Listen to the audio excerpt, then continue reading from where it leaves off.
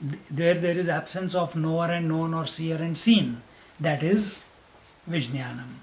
So these are just different ways of putting it, but the experience is exactly the same. I am saying the word experience.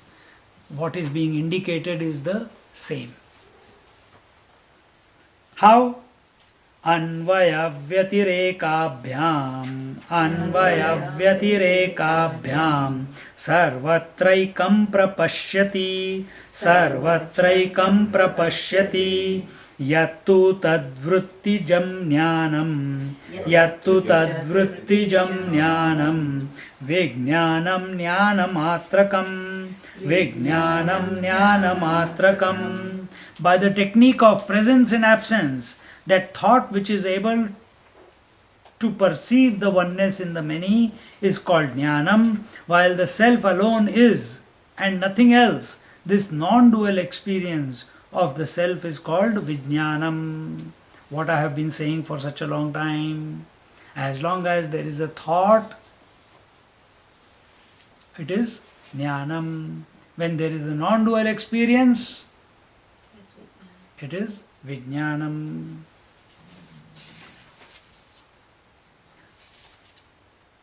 Now the teacher wants to give a key to the student about the discrimination of vijnanam and jnanam.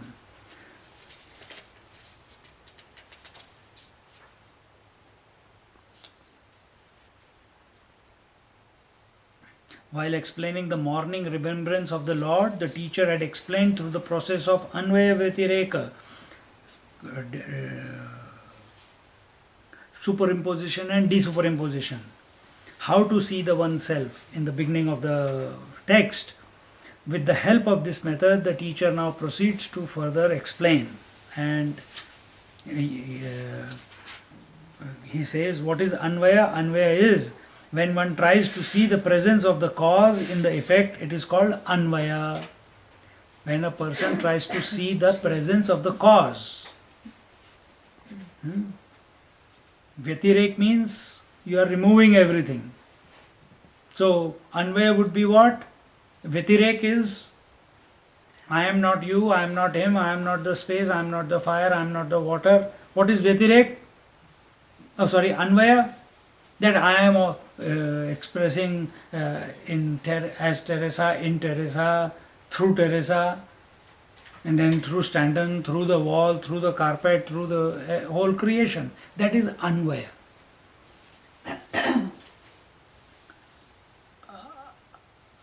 Where are we? In other words, whenever we see an object as an effect, the understanding of the cause in it is called the Anvaya thought. The student has seen the effect, therefore he intellectually tries to grasp the cause. This thought of the oneness of Brahman in the plurality of the world of names and forms is termed Jnanam. And such people, you see, they're trying to catch something. They want to catch your attention. They want to catch their thought on the seat of meditation.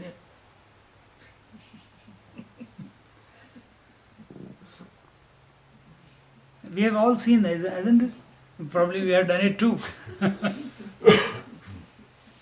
This is called jnanam. This is lower knowledge. You're trying to catch. You know, it's so clear, man. I am consciousness, yes. Then why can't I experience?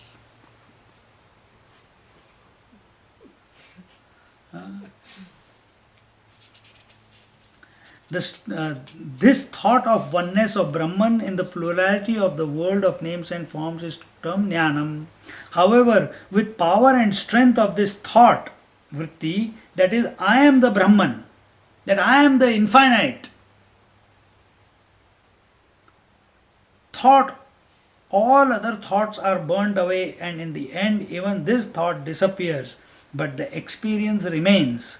This aparoksha anubhuti of the Aham Brahmasmi or I am Brahman is called Vijnanam, which I explained to you few verses ago. That there is no phala vyapti, only vritti vyapti. Vritti Vyapti. See, the fact that you are saying, who are you? I am the mother of Catherine. That's how you define yourself. Who are you? I am the mother of Swami. Who are you? I am the one who's speaking. Who are you? I am the person who's listening. You all, some way you are defining yourself. So now you have given up all this definition about yourself and you have come to recognize with clarity that I am the infinite. You don't know what infinite means. A child, when he wants to become a doctor or he wants to become he wants to become a pilot, he has never learned how to fly a plane. It's only an idea in his head to be a doctor or to be a pilot. But he prepares himself towards it, isn't it? And if he is single pointed towards it, if he is if he has put the practice and is not distracted and is able to, and I know people who have held on to that thought. They are very clear from childhood what they want to do. And eventually it becomes a direct experience for them. When they cut open a patient, I am the doctor, yes. When they get into the plane and they take a somersault in their Cessna, that now it has become their direct experience. It's not just an idea anymore.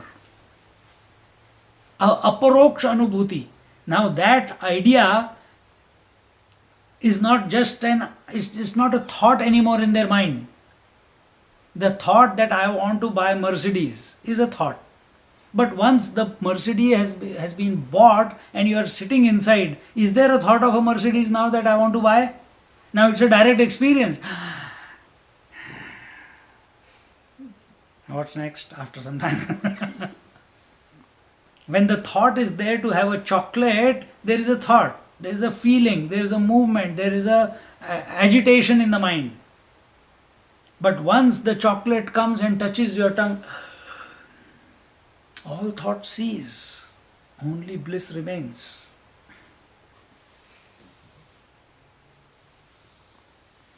Between the two thoughts, only infinite blisses, only Paramanand is.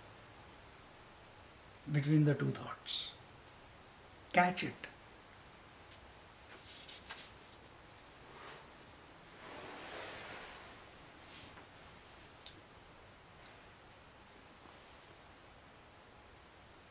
So similarly, now we have studied the scriptures, we are with the teacher, we have contemplated and we started with kg.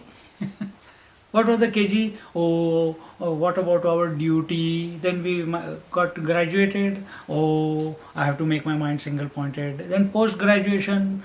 Single pointed mind is okay, but now you contemplate on this Vedanta, post graduation. Then after that, but there is no more course available now. Then what do? So you have gradually, because you were seeking some solution to your life, to your happiness. So you have come up. Now you have reached a point that I am Brahman, that I am that infinite reality. You don't know what infinite reality, you have an idea. That infinite reality means all time existing, all knowing and always blissful. Oh my God, that will be a nice thing to be.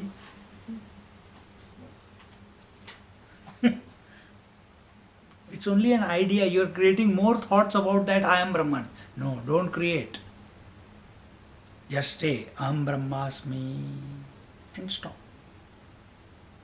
What happens when the chocolate goes in and the thought of the chocolate stops? What is the feeling in that? It is total silence. The chocolate and you are one.